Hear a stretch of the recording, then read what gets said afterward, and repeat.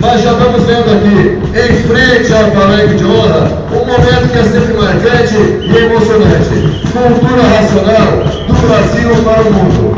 Enquanto os alunos chico-mendes fazem a coreografia, homenageando o governador Beto Richa, o professor Cláudio Arnes, vice-governador e secretário de Educação.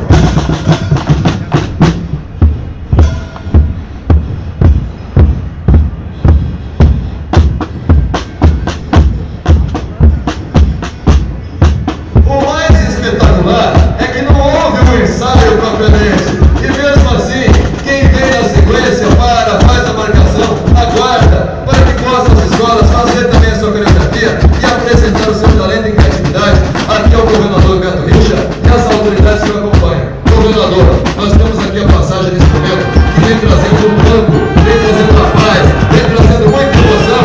A Avenida Cândido de Abreu, Banda Racional, Universo Desencanto, por gentileza, os apresidentes e as telespectadores que falar, a Banda Racional, Universo Desencanto. A Banda Racional, seus envolves, transmite uma mensagem de paz, amor, fraternidade e concórdia universal.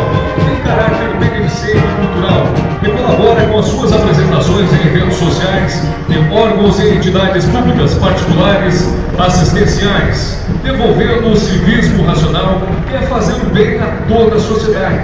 Foi constituída no dia 7 de julho de 1984 em Curitiba. Integra a Banda União Racional, que é a união de todas as bandas racionais dos estados brasileiros.